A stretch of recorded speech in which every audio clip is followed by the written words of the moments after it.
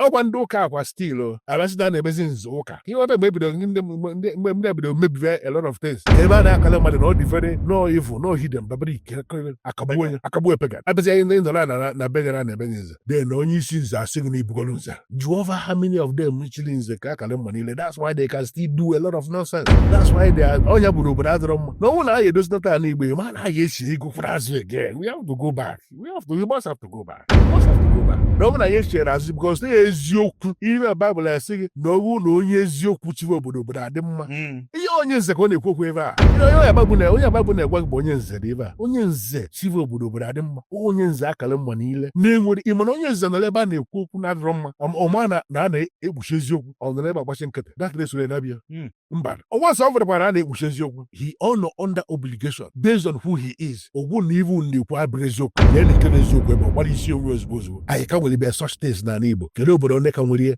onwe eze ebe ka ọ ka dị onye bụ nsogbu enwe Okechukwu, all the money you have been spending on ụmụnwaanyị and clubbing, if you have invested it in land banking with Pine Leaf Estate and Properties Limited, all this loan app will not be pursuing you up and down. One, stop learning. Come and invest in land banking with Pine Leaf Estate and Properties Limited.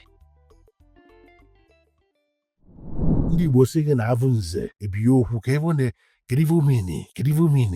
na-egosi at which point ka ọ bụ na avụzia nze asịgoro nze si ebe apụ abana mgbe na-aghọta ka mgbe o ji wee lasa ala ada atara onye bụ avụzia nze asị ndị gosi amaala onye nestin ojedoro nwunye mmadụ ji kwoche nestin ivia ka ọ na-eri ibe o kwesịrị ili nestin ivia ka ọ na-eti ọnụ n'okwu kwesịrị iti ọnụ na ya because na the whole sacredness of that institution is no longer with him. So na ọ bụrụ na anyị chọrọ ka anyị dozie ọ bụ na anyị chọrọ ka anyị dozie ya ịma na a ga-echi back to that is okay Ayaka if you go na school yana your university experience, do you think it contributed to how you're doing what you're doing now? Yes, to a large extent. Public admin in go na school nyalmaka very well. Yes, I didn't read theater.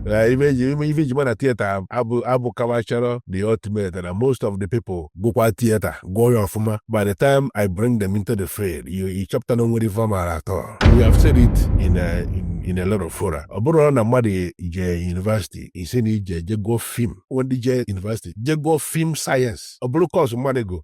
Then he bring a camera. Or mother case a camera on. That means the person have phone by the camera, a proper professional camera. All through the years, all go to university. Saying I go film science. Can even a film science and I go without a camera. So they will make you pass through all the theory. You know, go all the Shakespearean theory and all the useless theories that nobody needs in real life.